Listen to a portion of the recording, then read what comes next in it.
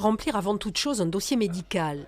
Mathilde et Axel ont 21 et 26 ans et depuis quelques semaines, ils ont perdu l'odorat après avoir contracté le Covid. Dans ce centre de cryothérapie, ils espèrent retrouver ce sens indispensable à une vie normale. Des fois, je sens pas certaines odeurs et du coup, c'est un peu, ça fait un peu bizarre.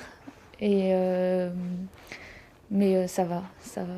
Mais quand je l'ai perdu totalement, c'est vrai que c'était déstabilisant. Depuis le Covid, j'ai perdu le goût et l'odorat depuis 3 semaines à peu près. Et d'autant plus que dans ma vie professionnelle, je suis chef cuisinier, donc c'est assez embêtant.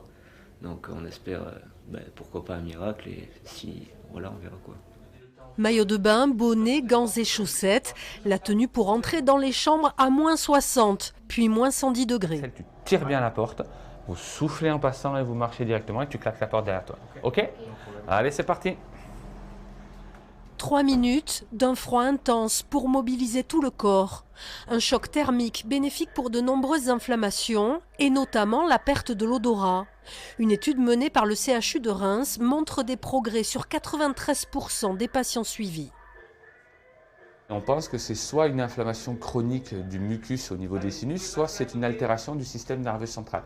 Dans les deux cas, là, il a été prouvé que la cryothérapie corps entier, à la fois avait une influence sur l'inflammation et à la fois sur le système nerveux central. Aujourd'hui, on parle plus de neurocryostimulation intégrale, presque que de cryothérapie corps entier, tellement l'impact sur le système nerveux central est important. C'est certainement ce qui fait que la cryothérapie arrive à répondre à ces deux hypothèses-là. Un protocole qui évite 6 mois de rééducation et la prise de stéroïdes. Mathilde et Axel devront tout de même revenir. Il faut entre 5 et 12 séances pour constater des résultats bénéfiques.